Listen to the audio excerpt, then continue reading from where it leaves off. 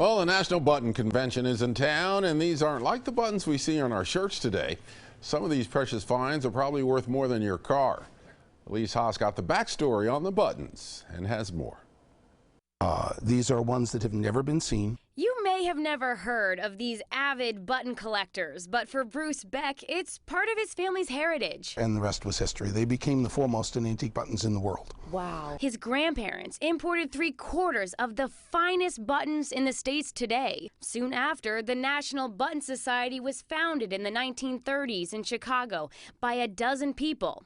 Now, thousands worldwide participate. So we have people even at this convention from Italy, from France, from Japan. Show manager Nancy Fink says these buttons teach us about history, sociology, art, and industry. And we collect buttons that start from the late 1600s all the way through the modern time, even buttons that you can get in Joann's and Michael's today. This convention isn't just for buying and selling buttons, there's a fierce competition too. In all of these classifications, they have studied the finishes, the back marks, the back types, the construction. When people come, they're amazed at the button's beauty, the unusual uses. And they would be used to smuggle their opium. And their value. The most expensive button, that I ever sold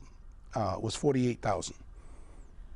$48,000. Yes, it was a Civil War button. The whole hobby, Bruce says, is like a family. No matter how dysfunctional we may be.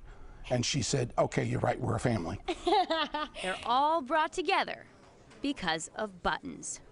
In North Portland, Elise Haas, KOIN 6 News.